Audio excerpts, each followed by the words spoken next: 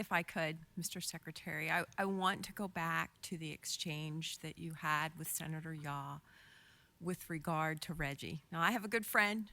Her family's from Louisiana, and she on occasion has said, well, that's about as clear as the muddy Mississippi River after a hurricane. And I have to tell you, I find myself feeling that way. I've got a breakfast with farmers back home in my district on Friday morning.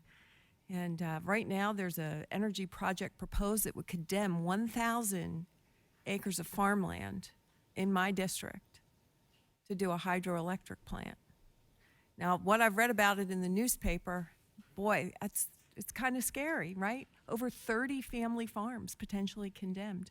And then they're going to tell me, what I heard from the Secretary of Revenue, and what I heard from the Independent Fiscal Office, revenues could contract by 11%, and the economy is softening, and all of these challenges are coming to bear. So now you want to condemn my farm for your green energy, but in the meantime, this is a cap and trade, but it's going to function as a direct tax, and I'm going to be asked to explain all of this.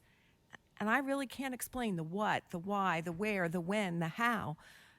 And I don't think I really understood it well enough from what you described. So are you going to be able to share these details so that even the chairman of the Senate Environmental Resources and Energy Committee can understand it, so that I can stand on a farm and explain exactly what is going on?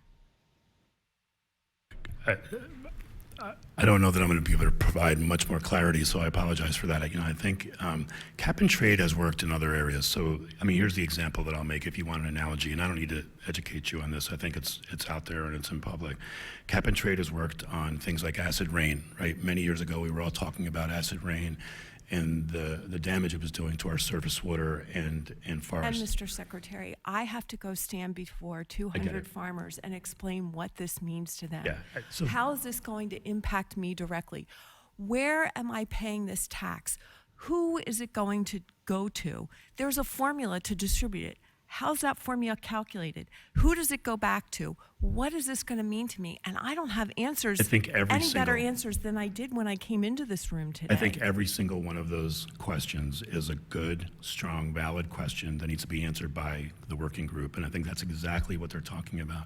I think when you get those stakeholders in the room, when you get industry, when you get the environmental folks, when you get the consumer advocates who are worried about raising prices around all of those issues, when you get them in the room and energy taxes are very regressive. They hurt people the most who can least afford to pay them.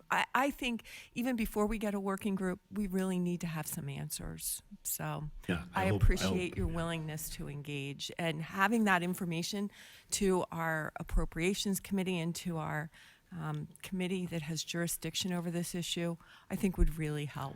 And look, I think that working group is going to need to hear from you, and they're going to need to hear those precise questions. I think they're going to need to hear from me on the concerns we have to make sure that whatever we do ends up benefiting the environment and hitting those goals that the governor has set, which are strong and very aspirational, ambitious goals around the environment. I think Reggie's a vehicle.